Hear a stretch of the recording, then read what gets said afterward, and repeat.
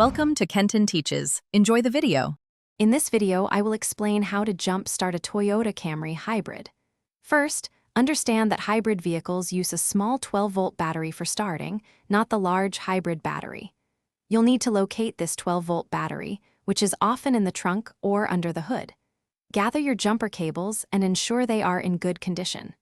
Safety is key, so always wear gloves and eye protection.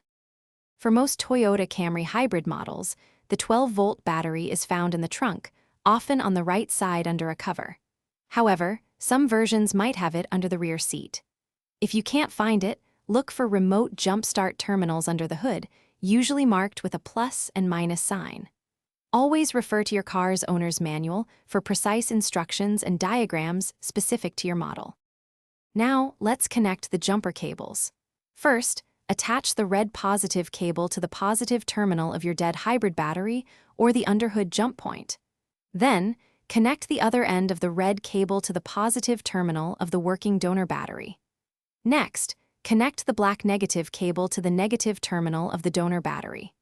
Finally, attach the other end of the black cable to an unpainted metal surface on your hybrid, away from the battery. With the cables connected, start the donor vehicle and let it run for about 5 minutes. This allows the donor battery to transfer some charge to your hybrid's 12-volt battery. After 5 minutes, try to start your Toyota Camry Hybrid. Once it starts, carefully remove the cables in reverse order: negative from your car, then negative from the donor, then positive from the donor, and finally positive from your car. Remember to check the description for a link to those fantastic meal prep containers and other great deals. Thanks for watching. Please subscribe if this video was helpful.